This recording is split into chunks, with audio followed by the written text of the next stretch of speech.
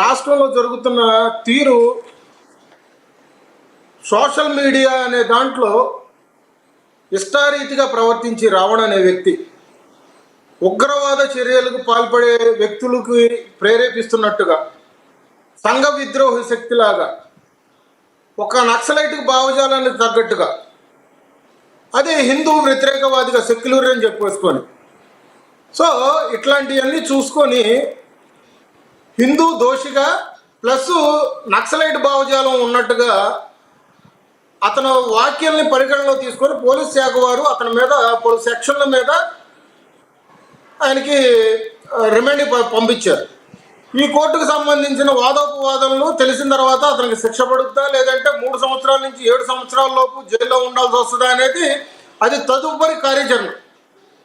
ఈలోపే జగన్మోహన్ రెడ్డి గారు and YCP party team ఎట్లాగా అయిపోయిందంటే కూటమి మీద విష ప్రచారం చేయడం. పవన్ కళ్యాణ్ గారు అసలు లెక్కలో లేని రావణ లాంటి వ్యక్తుల్ని మేము ఏదో కక్షపూరితంగా మేము చేస్తున్నామని చెప్పడం. సో ఇక్కడ చూసుకోండి, రాజకీయంగా ఇటు మొదలుపెట్టింది ఫస్ట్ వైఎస్ఆర్సీపీ శ్రేణులు అని చెప్పాలి. అతను ఇంతకుముందు 4 పోలీస్ స్టేషన్ల ప్రకారంగా తిరిగాడు. ఆ 4 పోలీస్ స్టేషన్ తగ్గట్టుగా ఇవాళ బెయిల్ వచ్చింది. అతను చేసిన వ్యాఖ్యల ప్రకారంగా ఎవరు తీసుకున్న కోతులో వాళ్ళే పడ్డట్టుగా ఇవాళ చేసిన రావణ అనే వ్యక్తి యూట్యూబ్ ఛానల్లో చేసిన వ్యాఖ్యల ప్రకారంగా అతను ఓచలు లెక్క పెడుతున్నాడు. దీనికి కూటమిలో ఉన్న ప్రభుత్వానికి కానీ పవన్ కళ్యాణ్ గారికి కానీ లేదంటే ఇటు చంద్రబాబు నాయుడు గారు లేదంటే లోకేష్ గారికి కానీ ఇటువంటి సమస్యలు ఎవరికి కూడా సంబంధం లేదు. చట్టం తన పనే తాను చేసుకుంటూ పోతుంది. దీన్ని భూతత్వంలో చూసుకుంటూ నిన్న ప్రశ్న ఛానల్ టీంలో ఉన్నటువంటి అమ్మాయిని కలవడం, లేదంటే అమ్మటి రాంబాబు లాంటి వ్యక్తి పరామర్శ అని చెప్పేసి ఆ వ్యక్తిని వెళ్ళి నెల్లూరుకి వెళ్ళి కలవడం. సార్ ఇప్పుడు సంఘ విద్రోహం చెప్పేసి పలు సెక్షన్ల కింద పోలీసు వారే ఉపా చట్టం అనేది ఒకటి పెట్టి పలు సెక్షన్లు పెడితే వెళ్ళి పోలీస్ స్టేషన్కి వెళ్ళి కలుపుతూ ఉంటారు. సార్ అసలు వీళ్ళు బుద్ధి ఏంటో నాకు అర్థం కాదు. గంజాయి బ్యాచ్ని కలుపుతారు, లేదంటే శవాల రాజకీయాలు చేస్తానంటారు.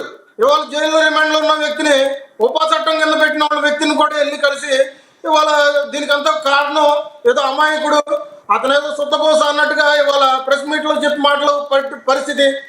సో ఇక్కడ వైఎస్ఆర్సీపీ వాళ్ళు అనేది వాళ్ళ నాయకులకు అనేది మేము పలు విధాలుగా పలుసార్లు కూడా మేము చాలా చెప్తున్నాం. మీరు రాజకీయంగా ఏ విధంగానూ విభేదించండి, తీసుకుంటాం.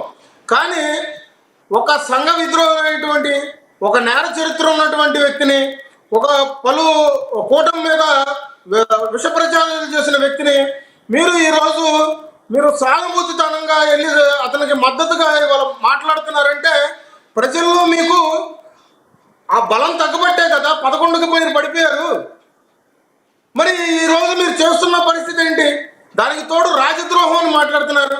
సార్ మీకు ఒక మాట చెప్తున్నాను, వాళ్ళ హయాంలో ఇదే రాజద్రోహం చట్టం 29 మంది మీద పెట్టారు. సార్ మీరు కావాలంటే ఒకసారి చూసుకోండి సర్వేలు ఇవాళ రోజున, లేదంటే ఒక్కసారి చూసుకొని రఘురామకృష్ణరాజు గారి మీద ప్రశ్నిస్తున్నారని చెప్పేసి టీవీ5 ఏబిఎన్ ఛానల్ మీద కొంతమంది వ్యక్తుల మీద అన్యాయంగా రాజద్రోహం చట్టం అనేది వెలుగులోకి తీసుకొచ్చింది వైఎస్ఆర్సీపీ శ్రేణులు.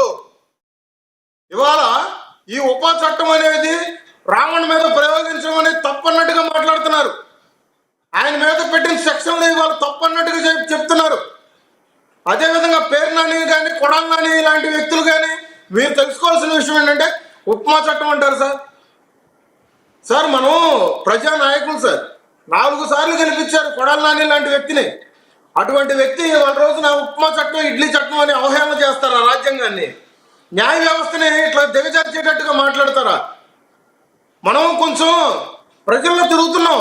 ఇవాళ మీరు మీ పరిస్థితి బాగాలేదు, మీరు ఎటువంటి న్యాయం చేయలేదు, గుడివాడ అనే నియోజకవర్గాన్ని అభివృద్ధి చేయలేదు కాబట్టి చీకొట్టి పక్కన పంపించారు.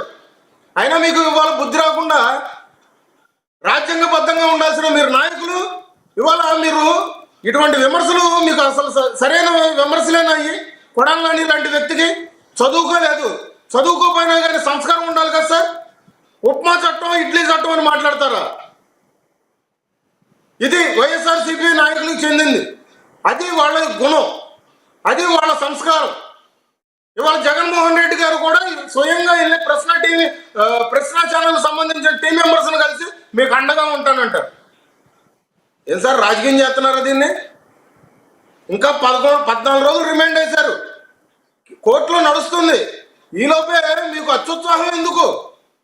మీరు ఈలోపే మీ పేర్లు బయటపడతాయని చెప్పేసి మీరు మాట్లాడటం దీనికి సార్. దీంట్లో ఖచ్చితంగా వీళ్ళ హస్తం ఉండబట్టే వాళ్ళ రోజున వైఎస్ఆర్సీపీ నాయకులు భయపడుతున్నారు.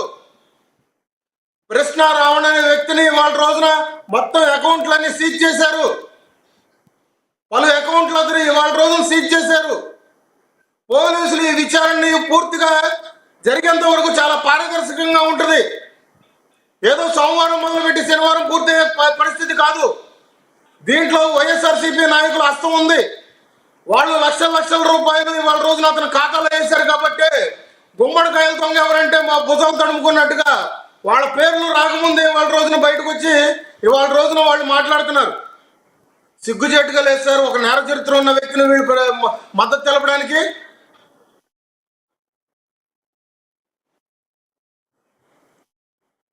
కాకాని గోవర్ధన్ రెడ్డి గారు కావచ్చు, లేదంటే పెద్దిరెడ్డి రామచంద్రారెడ్డి గారు ఇప్పటికే చెప్పారు. ఒకసారి పెద్దిరెడ్డి రామచంద్రారెడ్డి గారు బయట ప్లే చేయండి.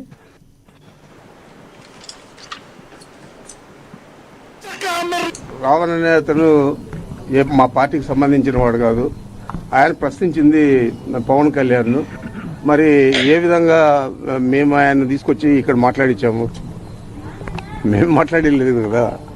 అదేవిధంగా ఎవరైనా ఒకరిని టార్గెట్ చేసి చంపేస్తే వాడు క్రిమినల్, వాడికి ఎందుకు సపోర్ట్ చేస్తారని అడగచ్చా చంద్రబాబు నాయుడు, పవన్ కళ్యాణ్?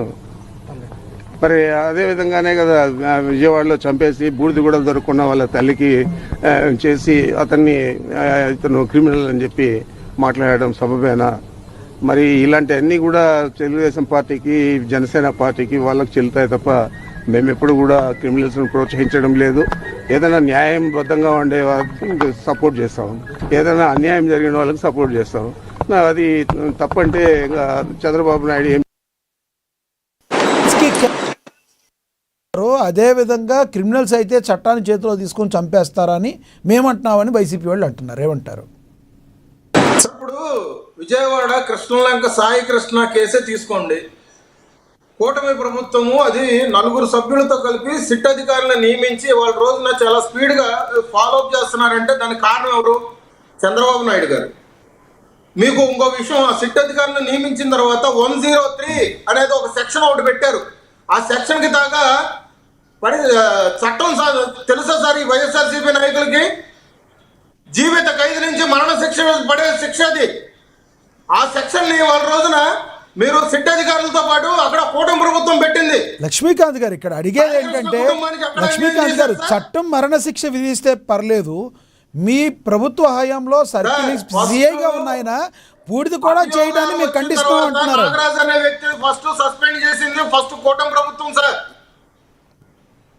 ఇక్కడ మేము పూర్తిగా విచారణ జరగకుండా మేము వివరణ ఇచ్చుకోలేము. అదే మేము చెప్తున్నాం స్టార్టింగ్ నుంచి. ఇవాళ సాయి కృష్ణ విషయం అయినా కానీ, ఇవాళ రోజున రావణ్కి విషయం అయినా కానీ, మేము ఏదైనా కానీ పూర్తిగా జరిగిన తర్వాతే మేము జవాబుదారీతనం అనేది ప్రజలు చెప్పుకుంటాం. నేర చరిత్ర ఉన్న వాళ్ళకి మేము మద్దతు తెలపం. గంజా బ్యాచ్కి వెళ్ళి మేము ఓదార్పులు చెయ్యం. అర్థమైందా సార్? శవాల మీద మేము చిల్లర రాజకీయాలు చేయం. 164 సీట్లు ఇచ్చింది మేము పారదర్శకంగా ఇవాళ రోజున మంచి పరిపాలన ఇవ్వడానికి, ప్రజల సంక్షేమం కోసం పనిచేస్తాం. ఇలాంటి డిబేట్లకు వచ్చి మేము మాట్లాడాలంటే పాయింట్ టు పాయింట్ మాట్లాడతాం, సెక్షన్తో సహా మాట్లాడతాం. ఒక్క మాట చెప్పండి లక్ష్మీకాంత్ గారు, ఇప్పుడు అతను సాయి కృష్ణ అనే వ్యక్తి అతను క్రిమినల్ కాబట్టే నేర చరిత్ర ఉంది. క్రిమినల్ని తన చేతుల్లోకి తీసుకుని ఎలా చంపేస్తారన్న దానికి క్రిమినల్కి నేను ఎలా సపోర్ట్ చేస్తాను అడిగిన పవన్ కళ్యాణ్ గారు, అతను క్రిమినల్ అయితే సిఐ నాగరాజు లాంటి వ్యక్తిని కూడా మేము ఎటువంటి పరిస్థితుల్లో ఊరుకోమని బాహాటంగా ఎందుకు చెప్పలేకపోయారు అని వైసీపీ వాళ్ళు అడుగుతున్నారు. దానికి స్ట్రైట్గా సమాధానం చెప్పగలరా మీరు? సార్ ఇప్పుడు ఒకటి చెప్తున్నాం సార్, ఫస్ట్ స్టార్టింగ్లో ఇటువంటి విమర్శలు మొదలుపెట్టింది వైసీపీ. అంబటి రాంబాబు గారు ఫస్ట్ ప్రెస్ మీట్ పెట్టారు, బండి మీద తీసుకెళ్లారు.